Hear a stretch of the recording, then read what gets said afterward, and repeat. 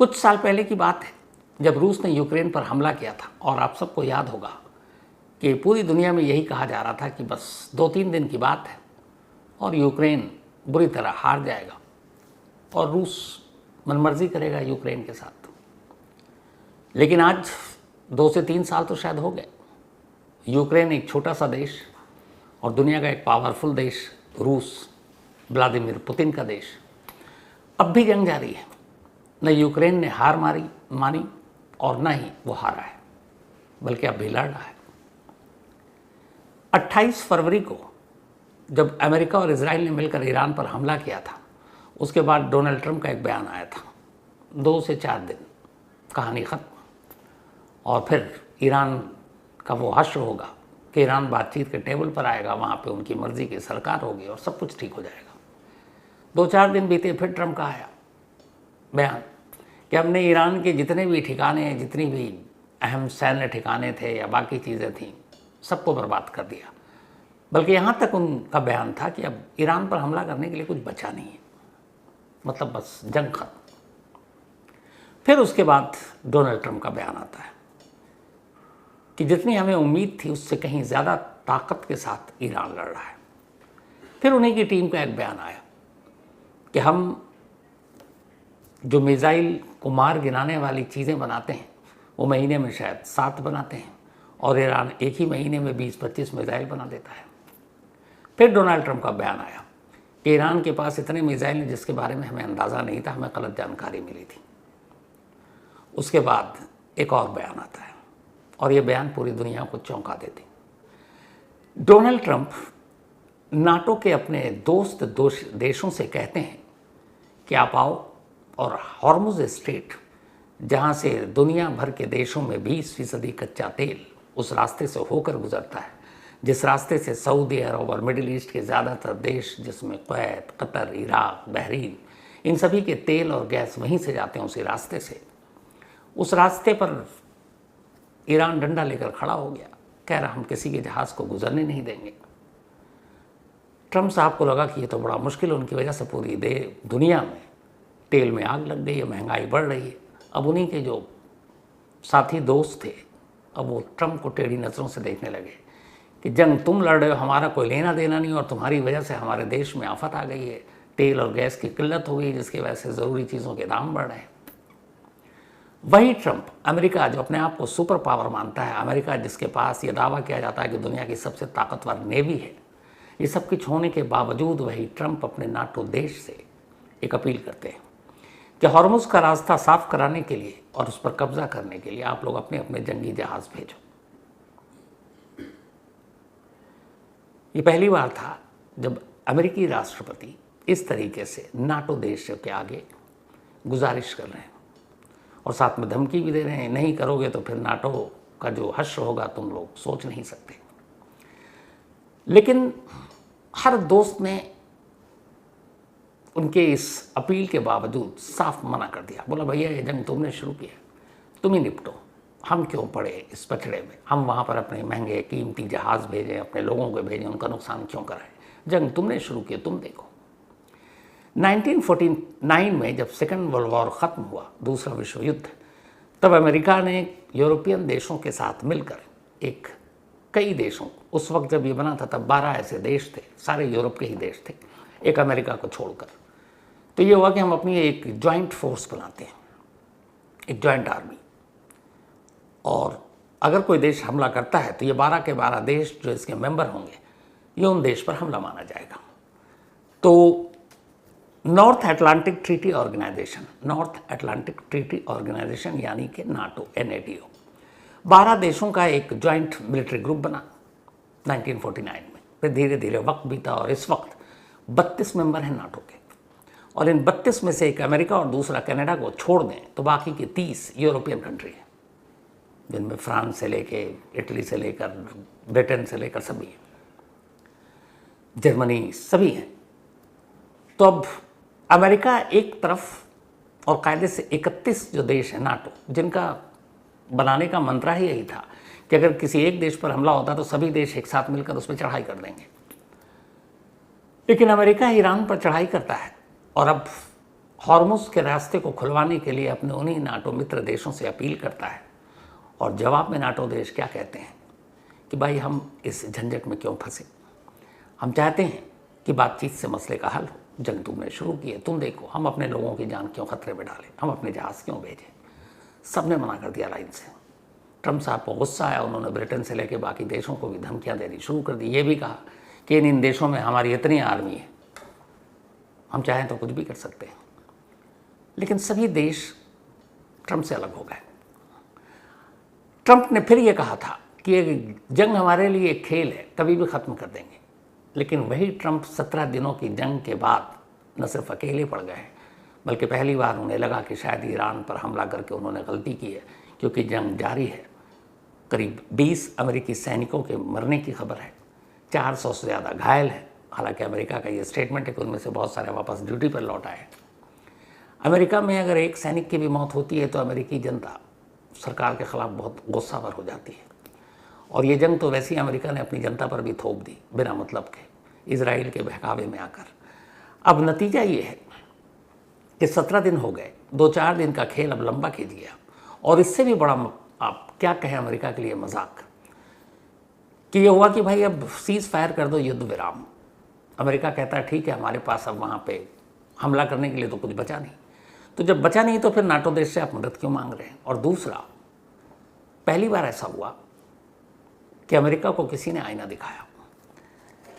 अब अमेरिका नहीं बल्कि ईरान मना कर रहा है युद्ध विराम के लिए। ईरान के जो प्रेसिडेंट हैं मसूद पेजेश्कियन, इन्होंने सोशल मीडिया पर एक पोस्ट किया और उसमें उन्होंने लिखा है कि कई देशों ने हमसे युद्ध विराम करने के लिए क्या, ख़ासतौर पर उन्होंने पाकिस्तान और रूस का जिक्र किया। उन्होंने कहा कि अब आप युद्ध विराम कर लीजिए, सीज़ फायर कर लीजिए।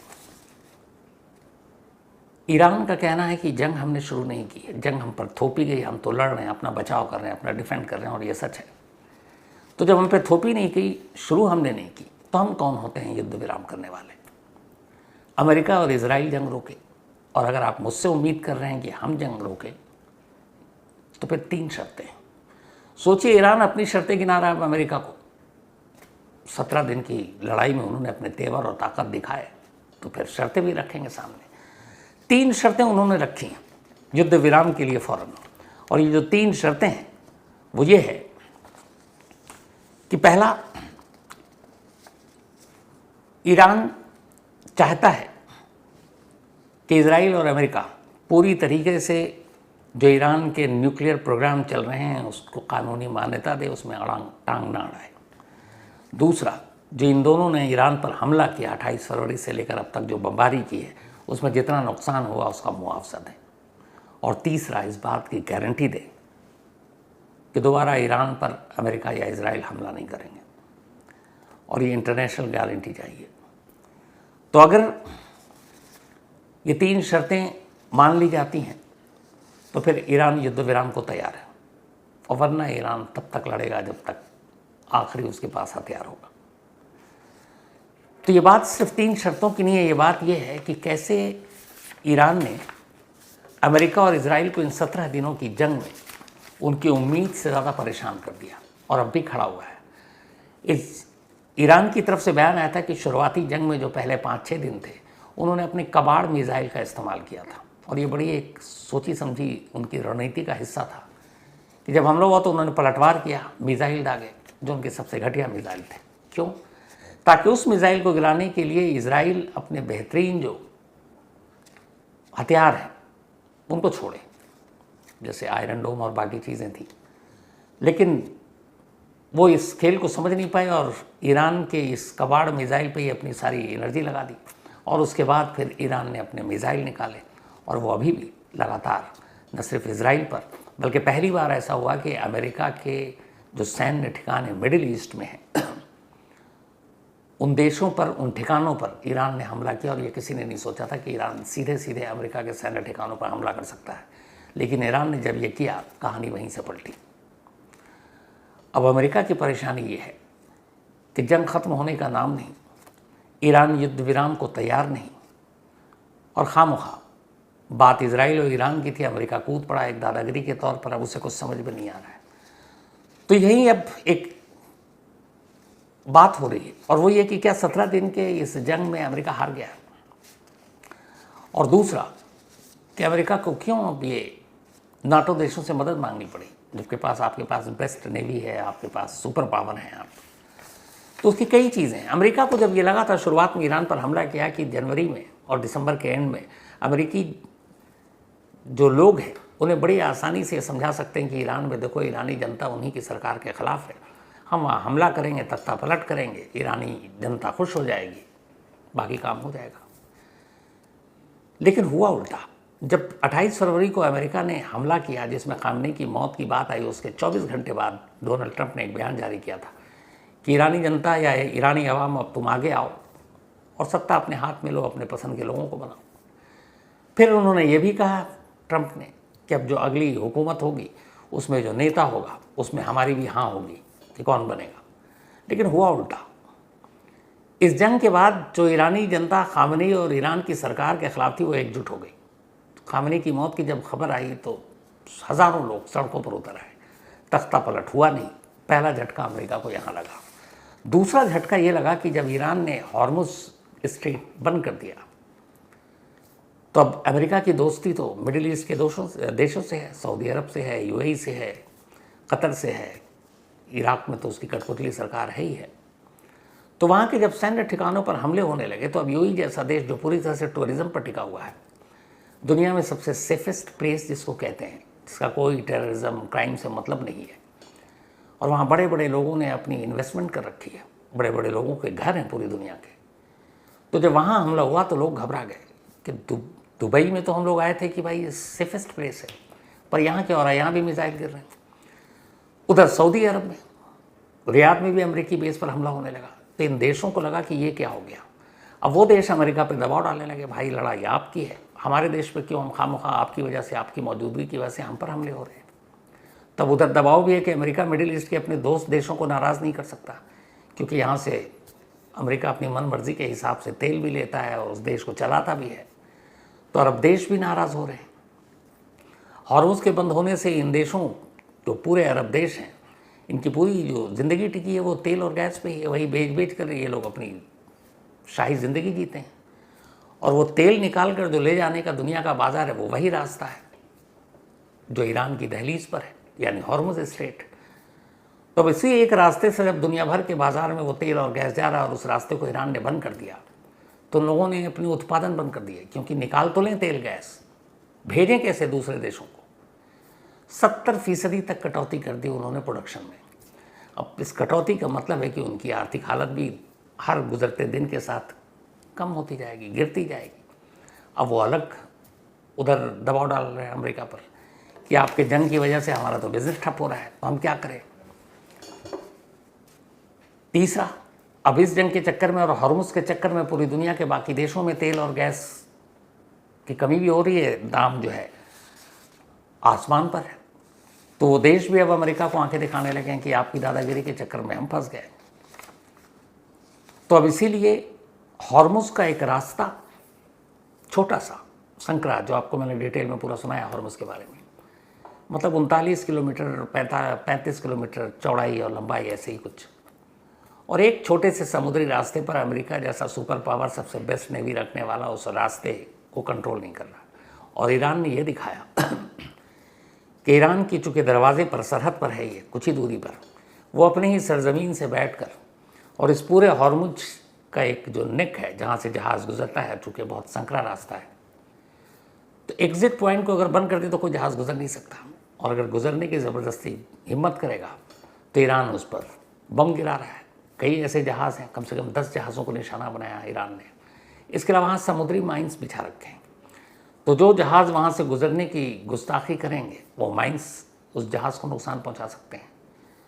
और चूँकि उस पूरे एरिया में कंट्रोल, ईरान ने कहा कि हमने हॉर्मुज़ को बंद नहीं किया, हमारा सिर्फ ये है कि जो भी अमेरिका के दोस्त देश हैं वो इस रास्ते से तेल लेकर नहीं जा सकते, और जो अमेरिका के ख़िलाफ़ हैं वो तमाम देश इस रास्ते से अपने जहाज़ ले जा सकते हैं। तो हमने बंद नहीं किया है, बल्कि सिर्फ कंट्रोल कर रखा है इस हॉर्मुज़ को।